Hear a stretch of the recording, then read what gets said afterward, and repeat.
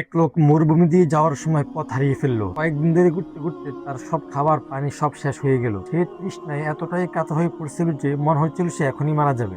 ঠিক এমন সময় মরুভূমির বালির উপর সে একটি কামড়ার থলে দেখতে পেল। লোকটির মনে আশা জাগলো। সে ভাবলো নিশ্চয়ই এই থলের মধ্যে কোনো পানি অথবা ফল রয়েছে। সে অত্যন্ত তাড়াহুড়া করে থলেটির মুখ খুললো, কিন্তু ভিতরে তাকিয়ে দেখলো থলে ভর্তি চকচকে সোনার কয়েন। সোনার কয়েন দেখে লোকটি খুশি হওয়া তো দূরের কথা, লোকটি হতাশ হয়ে এবং কেঁদে ফেললো। বলল, হায় আল্লাহ, আমি ভেবেছিলাম এই থলের ভিতর কিছু পানি অথবা খাদ্য জাতীয় কোনো বস্তু রয়েছে, কিন্তু এখন দেখি থলের ভিতর সোনার কয়েন। এই সোনার কয়েন দিয়ে আমি এখন কি করব?